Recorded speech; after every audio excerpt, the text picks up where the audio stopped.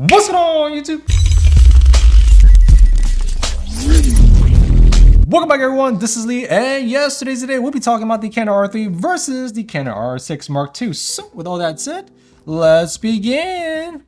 So right before we get started, don't forget to click like and subscribe if you enjoyed this content. Also, don't forget to check out the merch store if you want to support the channel. And also, if you want to see the behind the scenes, definitely add me on my Instagram. So with all that out the way, the Canon R3 versus the Canon R6 Mark II. Now, as you can see, both of these cameras are very different in price. So with that in mind, let's take a look at some quick specs. Now, as we take a look at the Canon R6 Mark II, it's a 24 megapixel full frame sensor. It shoots 12 frames per second mechanical, and it shoots 40 frames electronic shutter.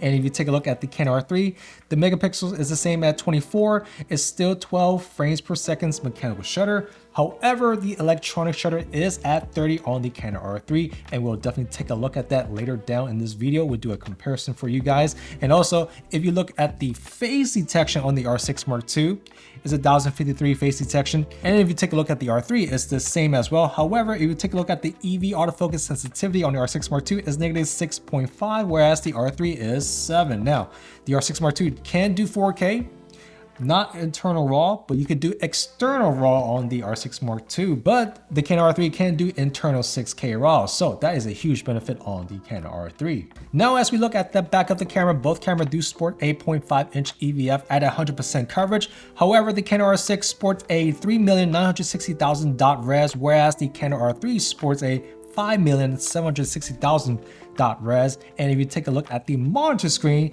it's very interesting because the Canon R6 Mark II sports a 1,620,000 dot res, whereas the Canon R3 sports a 4,150,000 dot res, which just means at the end of the day, Canon R3 is offering more resolution in the EVF and the monitor screen than the Canon R6 Mark II, and both of them do have the V-Log flipping screen. So there we go. Now, as we take a look at the tech in both of these cameras, both cameras do have the DGX image processor, and they also do have the dual pixel CMOS autofocus version 2. And it's very interesting to see this, but they both came out roughly around November. They're just a year apart. So I guess November is the month of release for Canon, it seems. But anyways, now as we take a look at the hot shoe on both of these cameras, they both sport the brand new intelligent hot shoe, which allows you to add on additional accessories such as an XLR mic. Now, as we take a look at the power source on each camera, the R3 sports a LPE19, which is roughly around 170 USD, and the R6 Mark II sports a LPE6NH, which is roughly around $80. And also, I just want to point out the shots that you're seeing right now, that is from the Canon website, and obviously we can all get more than that per battery, but definitely the R3 do provide more power than the R6 Mark II battery. So there we go. And as we take a look at the side of the camera, the R6 Mark II sports 2 UHS-2 slots, whereas the R3 sports 1 CF Express card and 1 UHS-2. And speaking about card slots, let's take a listen on the frames per second, eh? And as for the frames per second buffer test, we're using the PNY X Pro 90 cards on both cameras. And here is the Canon R6 Mark II.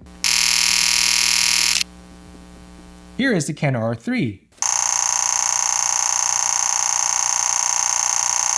Now, as you can see, the audio peaks on top of one another. The R6 Mark II do buffer quite a lot after 40 frames per second, whereas the Canon R3, it just keeps on going. So if you look at the overall picture of the audio peaks on both camera systems, the Canon R3 with the same exact UHS-2 card, you're getting more shots than the R6 Mark II. The R6 Mark II doesn't buffer that well. Now, after I was done with that test, I got kind of curious, so I wanted to test out the CF Express card on the R3 versus the R6 Mark II UHS-2 card to see the big difference. So let's take a look at the audio peaks. And already, as you can see, the story remains the same. It looks like the R3 actually has more shots than the R6 Mark II, even more than previously on the UHS-2 with the R3.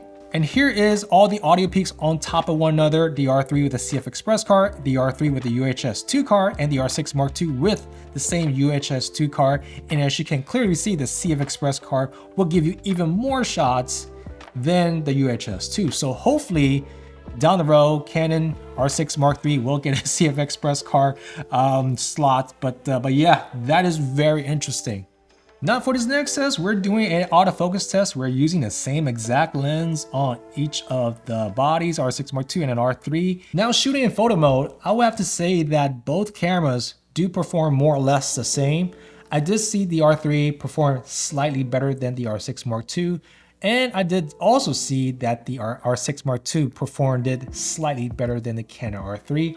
However, if you're looking at this test, you'll notice that both cameras cannot tell the difference between myself, a human being, versus a mannequin that's not even moving, which means that the Canon in general is not that intelligent to determine the difference between a non-moving fake human to a real moving human, and that's just disappointing. So in my honest review, I would have to say that Canon needs to work more on detecting a still subject that's not real and a real subject that is real. And as for the video mode, it's more or less the same actually. Sometimes the R3 do perform better than the R6 Mark II, and there were times when the R6 Mark II did perform better than the R3.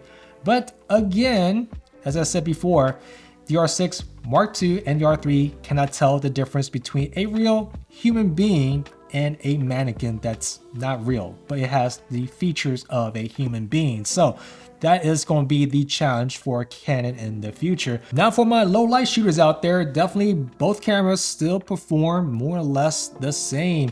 And in fact, there were times when the R6 Mark II did perform slightly better than the R3. And there were times when the R3 did a hair better than the R6 Mark II. So that is something for you guys to definitely take note of. And also, the R6 Mark II do not have any autofocus firmware update just yet, so I can't wait for that to happen. But current autofocus on the R6 Mark II is quite nice. It's just as good as the R3 in my opinion. And also, I did see a lot of like eye tracking on the R6 Mark II, whereas the R3 do box tracking on the head. So that is something that I noticed as well. So there we go. Now for the next test, this is my color test. I'm using the exact same lens with the exact same settings. I'm shooting the exact same object. And I just want to point out that there is no huge color shift. So if you're needing a B camera for your Canon R3, the R6 Mark II will fit that perfectly. So there we have it. Now for the ISO test, here is ISO 100. Here's ISO 400. Here's ISO 800. Here's ISO 1600. Here's ISO 3200. Here's ISO 6400. Here is ISO 12800. Now, of course, the ISO test, we weren't expecting anything spectacular. So in this next test, we are combining the ISO test with the dynamic range test, and we'll be underexposing a shot, and we'll be pulling out the exposure at 100. And this is electronic shutter at ISO 100. And as you can see, the R6 Mark II is pretty weak at ISO 100. Here is ISO 400, and as you can see, the R3 turns purple, whereas the R6 Mark II seems to be more noisy, more pixelated. So that is something for you guys to definitely take note of. And here is ISO 800, and in my honest opinion, I think that the R6 Mark II did slightly better than the R3 because it's not shifting to purple, but it's still noisy. And here is ISO 1600, and as you can see, the electronic shutter on the R6 Mark II can't handle the R3. R3 did better than the R6 Mark II. And here is ISO 3200, and the story remains the same. The R3 does better than the R6 Mark II. It seems to be a little bit more noisy on the R6 Mark II.